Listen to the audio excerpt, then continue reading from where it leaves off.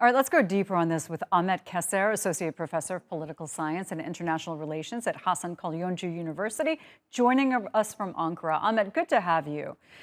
Are we Thank you very much, seeing Michelle. are we seeing an axis more clearly being defined here between democracies and non-democracies, or in many cases, fake democracies? Good question.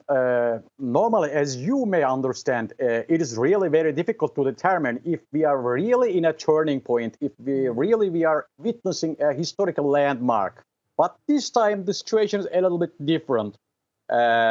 Change is faster than ever after the Russian-Ukrainian war, and the countries made new assessments regarding their security and international relations, and in the character of international security is being defined from a new standpoint.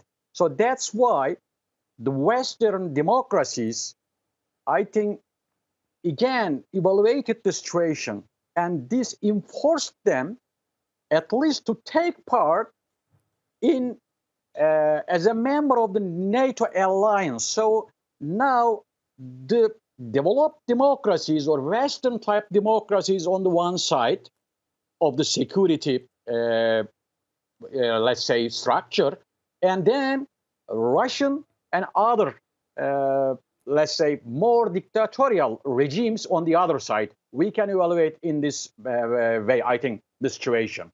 Absolutely. The longer that this war in Ukraine drags on, the more that Russia's military is damaged, more than it already is, doesn't that make Russia far less of a threat moving forward? Or could you say that the isolation it's now under is going to make it more dangerous?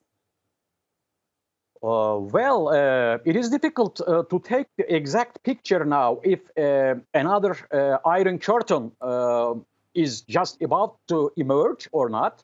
But we can easily say or make an analysis that when the situation goes on in this way, the situation in Russia will deteriorate as well. And maybe this will cause Russia to go into new dissolutions and some internal insecurity issues maybe. And maybe this will also enforce the Russian government or management to go into some change or to adapt herself also to the new world, to the democracy.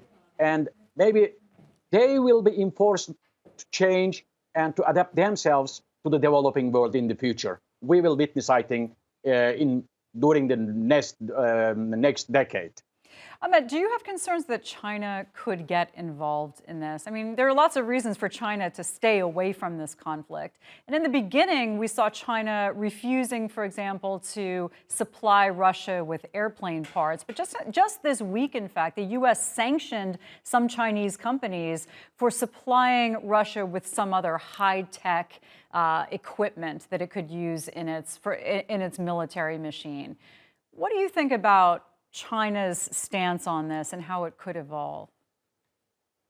When I look at the current situation, I think the world is now going into a new type of 2.5 polar system. The second pole will be sometimes Russia, sometimes China, supporting each other, but I don't think that they will totally act together as an alliance in the near future.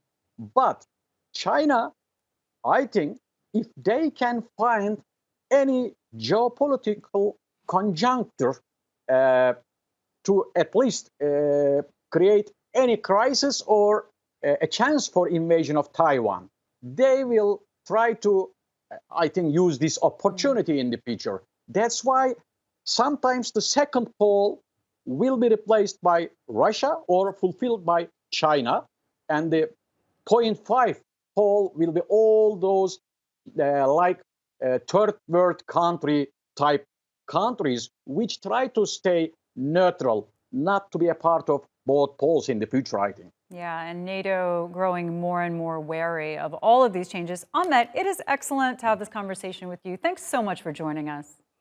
Thanks from my side. Take care. Bye.